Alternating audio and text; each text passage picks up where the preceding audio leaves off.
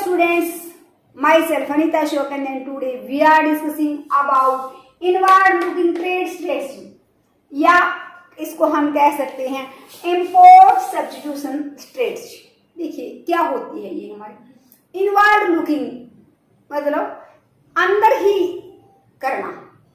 Inward looking कि देश के अंदर तक ही सीमित रहना। इस पॉलिसी का मतलब क्या है या स्ट्रेटजी का मतलब क्या था कि हमें जो ट्रेड है वो विदेशों के साथ नहीं करना, बल्कि देश के अंदर ही हमें क्या करना है, व्यापार करना है। आयात और निर्यात जो है विदेशों के साथ हमें कम से कम करने हैं। तो बाहर व्यापार को नहीं फैलाना, हमें क्या करना है, अपने देश के अंदर ही हमें व्यापार करना है। इसको हम इम्पोर्ट सब्स्टिट्यूशन भी कह सकते हैं। तो इसका मतलब क्या है कि जो गुड्स हम फॉरेन कंट्री से इंपोर्ट करते हैं उसको अपने देश की जो डोमेस्टिक गुड्स है उससे सब्स्टिट्यूट कर लेना। तो क्या इसका मतलब क्या है कि क्या स्ट्रेटजी थी? देखिएगा 1951 से लेकर के मेनली 1991 तक इसी स्ट्रेटजी को हमने फॉलो किया। गवर्नमेंट ये चाहती थी कि हमें देश के भीतर ही क्या देखें, ट्रेड को देखें, बाहर को के ट्रेड को देखें ही ना, कम से कम वस्तुओं का हम एक्सपोर्ट और इंपोर्ट करें। मेनली इंपोर्ट पर तो बहुत सारी रिस्ट्रिक्शन लगाएगी कि इंपोर्ट हम कम से कम करें। इंपोर्ट का कोटा निश्चित कर दिया गया। जो ऐशो आराम की वस्तुएं थी उनके इंपोर्ट पर रोक लगा दी गई, भाई इन वस्तुओं का नहीं है। बहुत ही ज़्यादा जो कंपलसरी गुड थी उसके इंपोर्ट की परमिशन दी गई। तो मेन टारगेट हमारा इसमें क्या था कि हम इंपोर्ट को कम से कम करें। तो क्यों? क्योंकि हमें फॉरेन जो करेंसी थी उसको सेव करना था, फॉरेन एक्सचेंज को सेव करना था। तो इस प्रकार से ये हमारा मेन टारगेट था, क्योंकि बैलेंस ऑफ पेमेंट क्या हो गया था, हमारा अनफेवरेबल हो गया था। तो हम ये चाहते थे कि जो वस्तु हम क्या करते हैं दूसरे देशों से इंपोर्ट करते हैं वैसी ही वस्तु क्या कर ली जाए, वैसा ही काम करने वाली गुड्स अपने देश में प्रोड्यूस कर ली जाए। हालांकि क्या है, उनका काम क्या होना चाहिए, दोनों गुड्स का सेम होना चाहिए। उनका रॉ मटेरियल कुछ और हो सकता है, हमारा रॉ मटेरियल कुछ और हो सकता है, लेकिन हम अपनी टेक्निक्स के द्वारा कि हमारे देश में जो टेक्नोलॉजी हमारे लिए जो अवेलेबल है उससे उस वस्तु को क्या कर लेंगे, तैयार कर लेंगे, और जो इंपोर्ट है वो हमारा क्या हो जाएगा, कम हो जाएगा। इस प्रकार से हमारे देश में जो बिजली उद्योग है उसके लिए पहले हम क्या करते थे, तांबे की तारें यूज करते थे। तांबे की तारें हमें क्या करनी पड़ती थी, इंपोर्ट करनी पड़ती थी। लेकिन हमने सोचा इंपोर्ट सब्स्टिट्यूशन के दौरान कि कोई ना कोई ऐसा इसका सब्स्टिट्यूट ढूंढा जाए अपने ही देश में कि हमारा काम भी चल जाए और हमें वो इंपोर्ट भी ना करनी पड़े। तो उसका सब्स्टिट्यूट क्या मिला हमें, हमने तांबे की तारों की जगह पर एल्यूमिनियम की तारें प्रयोग करनी स्टार्ट कर दी, क्योंकि वही काम तांबे की तारें करी थी, वही काम हमारा एल्यूमिनियम की तारें कर दिया। तो दोनों का कार्य क्या हो गया, सेम होगा। तो इस स्ट्रेटजी में भी हमने क्या किया, 1991 तक हमने इसी स्ट्रेटजी को फॉलो किया कि जो वस्तुएं हम दूसरे देशों से आयात करते थे वैसा ही काम करने वाली वस्तुएं हमने अपने देश में ही प्रोड्यूस करके उनको उनकी जगह से प्रयोग कर लिया, उनको सब्स्टिट्यूट कर लिया कि उसके स्थान पर हम वो प्रयोग करने लगे, अपने देश में प्रोड्यूस कर ली, ताकि हमें उन वस्तुओं के अब इंपोर्ट करने की जरूरत ही नहीं रही। तो इसमें हमारा क्या है, तो कई प्रकार के उद्देश्य थे ये हमारे, कि कुछ उद्देश्य के अधीन हमने ये नीति अपनाई थी। सरकार ने वो देखा कि हमें फॉरेन एक्सचेंज को बचाना है। फिर हम डरे हुए भी थे कि नए नए आज़ाद हुए थे, ये नहीं चाह रहे थे कि हमारे देश में बहुत सारी जो फॉरेन गुड्स हैं वो भर जाएं, क्योंकि हमारी जो इंडस्ट्री थी वो क्या थी, अभी एक शिशु बच्चे की अवस्था में थी। हमें अपनी जो डोमेस्टिक इंडस्ट्री थी उनको बचाना था, क्योंकि वो अभी जो एडवांस कंट्री थे उनकी जो फैक्ट्रीज थी उनमें जो गुड्स बनी हुई थी उनसे कंपटीशन करने के लेवल पर नहीं थी। हमारी कॉस्ट ज़्यादा थी, यदि वो हमारे देश में आ जाती इंपोर्ट करके हम उन्हें ले आए तो हमारे देश में इंडस्ट्री कभी पनप ही नहीं पाती। इस सोच के साथ सरकार ने क्या किया, इस स्ट्रेटजी को अडोप्ट किया। तो इसमें क्या क्या चीज़ें हमारी शामिल की, it implies domestic production of those goods which the economy importing from the rest of the world, कि इसलिए किसी लिए उन वस्तुओं के जिसको हम दूसरे देश से क्या करते थे, इंपोर्ट करते थे, उन वस्तुओं को अपने ही देश में प्रोड्यूस करने के लिए बनाए गए। This is the strategy to save foreign exchange by reducing the volume of import, कि इम्पोर्ट की वॉल्यूम को रिड्यूस करके हम क्या कर सकते हैं, फॉरेन एक्सचेंज को सेव कर सकते हैं, कि जितना हमें वहां खर्च करना उसको हमने क्या कर लिया, सेव करके रख लिया। अब है हमारा foreign exchange was to be utilised for the developmental import, कि फॉरेन एक्सचेंज जिसको हमने बचाया है, कि डॉलर जो हमें उस वस्तु का इंपोर्ट करने के लिए पे करना पड़ता वो हमने सेव कर लिया। अब उसका यूटिलाइजेशन हम कहाँ करें, उसका यूटिलाइजेशन हमें किस पर करना था, डेवलपमेंटल इम्पोर्ट पर। डेवलपमेंटल इम्पोर्ट क्या होता है कि इम्पोर्ट ऑफ मशीनरी, कि किसी मशीनरी जो हमारे पास नहीं है उसका हम इंपोर्ट कर सकते थे, किसी टेक्नोलॉजी का हम इंपोर्ट कर सकते थे, तो ताकि वो हमें आगे हमारे डेवलपमेंट में हमारे क्या करेगा, हमारी मदद करेगा, हमारे डेवलपमेंट के लिए एक रीढ़ की हड्डी बनने का काम करेगा। उन चीज़ों का हम क्या कर सकें, इंपोर्ट कर सकें, इसलिए हमने फॉरेन एक्सचेंज को क्या कर लिया, सेव कर लिया। Government preferred to economize the use of foreign exchange rather than maximize the generation of foreign exchange। अब यही हमारी एक थोड़ी सी वीकनेस रही थी गवर्नमेंट की। गवर्नमेंट क्या चाहती थी कि जो फॉरेन एक्सचेंज है जितना हमारे पास है उसको ही हम क्या करके रखें, सेव करके रखें। ऐसा नहीं कहा गया कि फटाफट से जितना चाहो एक्सपोर्ट करो, इंपोर्ट करो, कि कमाओ, हम क्या कमाएं, अपने उद्योगों को में जो कंपटीशन लेवल है उसको इंक्रीज किया जाए और फॉरेन एक्सचेंज को मैक्सिमाइज किया जाए। नहीं, हमने कहा जितना है उसी को बचाओ। ये नहीं हमने रखा कि हम उनको फॉरेन एक्सचेंज को बढ़ाएं, ज़्यादा एक्सपोर्ट करें, इंपोर्ट करें, ज़्यादा से ज़्यादा फॉरेन एक्सचेंज गेन करें, ऐसा हमारा टारगेट नहीं था। हमारा ये था जितना है उसी को क्या करके रखो, सेव करके रखो। तो ये एक गलती भी थी, इसके कारण हमारा जो विकास था वो काफ़ी प्रभावित हुआ प्रारंभिक के सालों में। 1991 के बाद हमारा जो विकास हुआ वो थोड़ा तेज था, उससे पहले धीमा रहा। उसका कारण ये था, यही था कि यहाँ पर हमने एक गलती की कि हमने उसको फॉरेन एक्सचेंज को मैक्सिमाइज करने की, ज़्यादा करने की पॉलिसी नहीं अपनाई। हमने कहा जितना हमारे पास है उसी को हम क्या करके रखेंगे, सेव करके रखेंगे, बचाएंगे, हम इम्पोर्ट नहीं करेंगे। तो बल्कि हमें क्या करना चाहिए था, सरकार को उसको मैक्सिमाइज करने की सोचनी थी कि ज़्यादा से ज़्यादा एक्सपोर्ट, ज़्यादा से ज़्यादा इंपोर्ट हम करें, ताकि उन वस्तुओं से हम क्या कमा सकें, ज़्यादा से ज़्यादा फॉरेन एक्सचेंज गेन कर सकें। ये था हमारा। फिर है हमारा government wanted to protect the domestic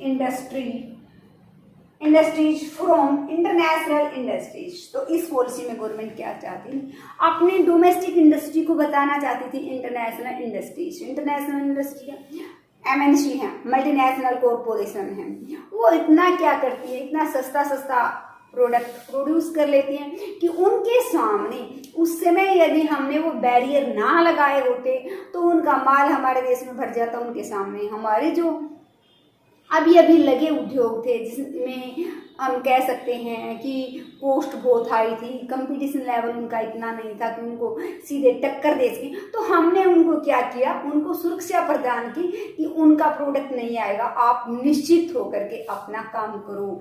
तो ऐसा करके हमने अपने उद्योगों को वास्तव में बचाया है। गवर्नमेंट की पॉलिसी थी और वास्तव में किया भी हमने, वरना तो हमारे देश में वो इंडस्ट्रियाँ सेटअप हो ही नहीं पाती, क्योंकि वो उनके सामने जो माल हम इंपोर्ट करके लाते उसके आगे टिक ही नहीं पाती। ठीक है, इसके कारण ये तो रहा कि उनमें कंपटीशन का लेवल थोड़ा कम रहा, क्योंकि वो सेव होगी कि बाहर से उड़ाएगी, हमारी बिक्री है, तो वो कॉस्ट की तरफ, कोई बढ़िया टेक्नोलॉजी की तरफ उनका ध्यान नहीं गया। लेकिन इतना जरूर है कि इसके फलस्वरूप हमारे देश में उद्योग पनपे, वरना उनका पनपना क्या हो जाता, बहुत ही मुश्किल होता।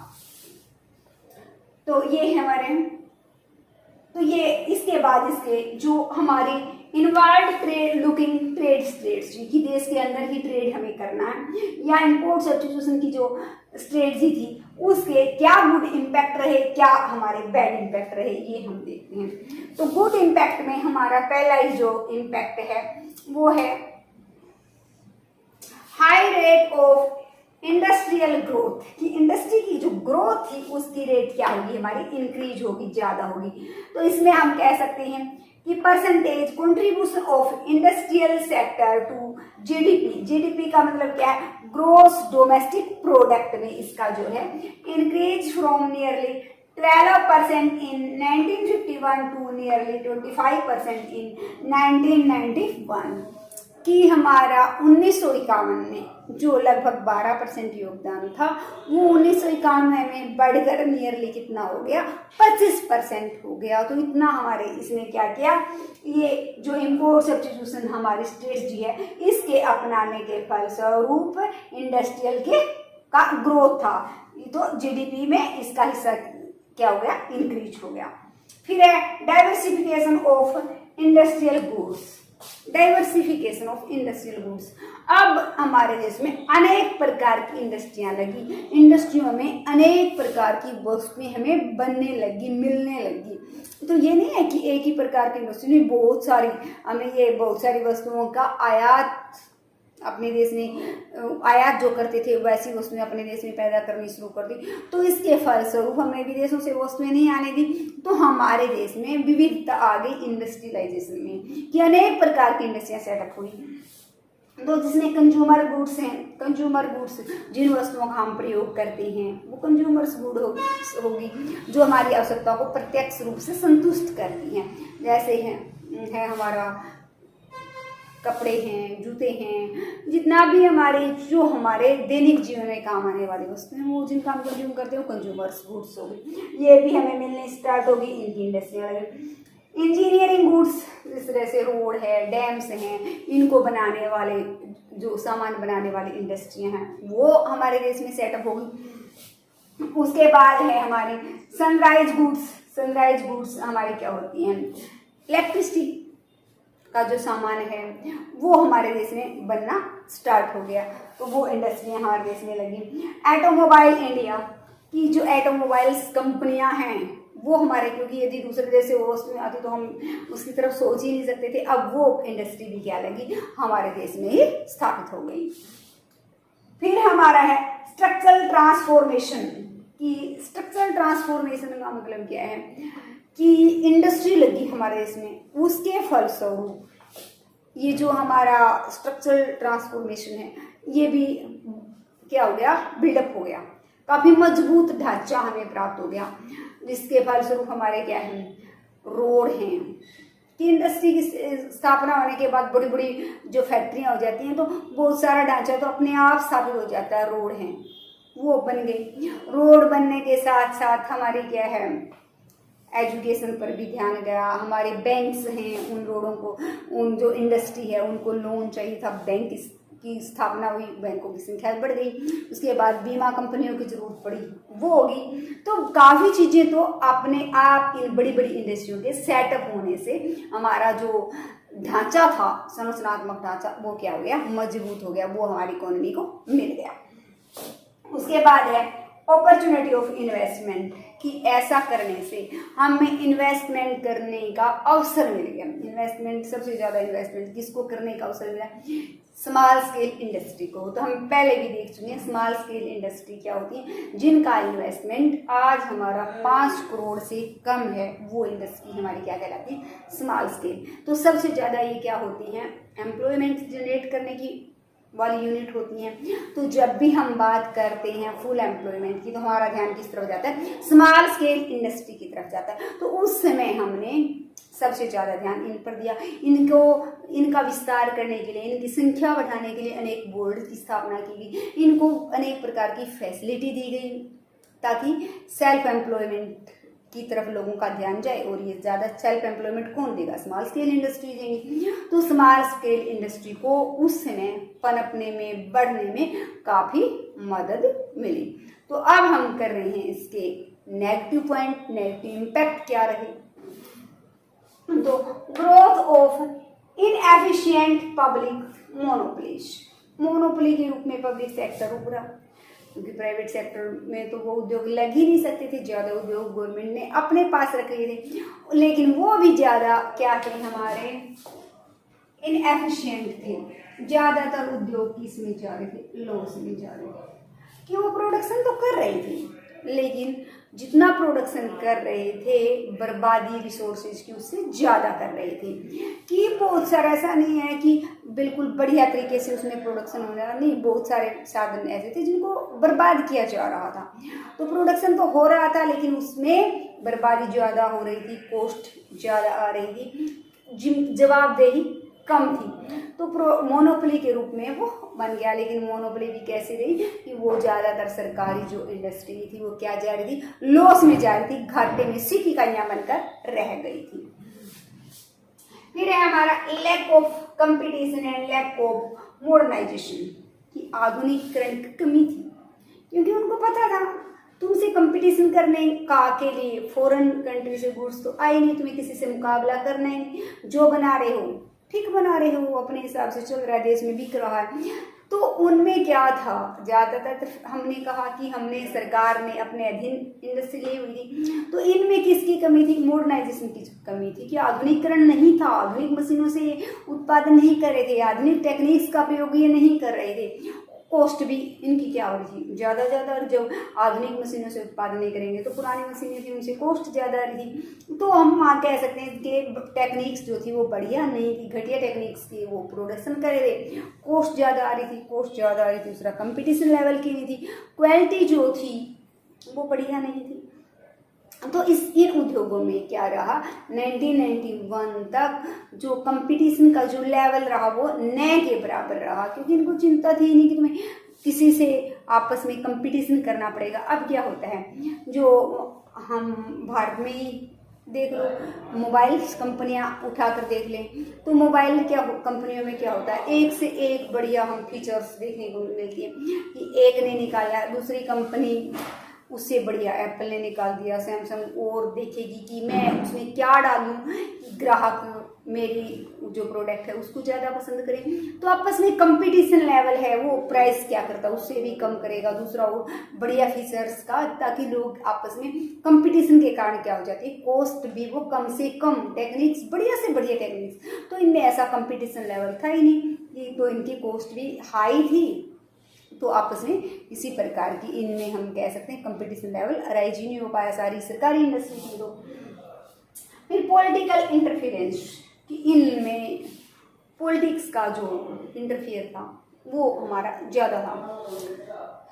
इसमें हमारे क्या होते थे, ज़्यादातर हम कहेंगे जो मैनेजर्स थे वो क्या है, पॉलिटिकल दबाव के कारण लगे हुए थे।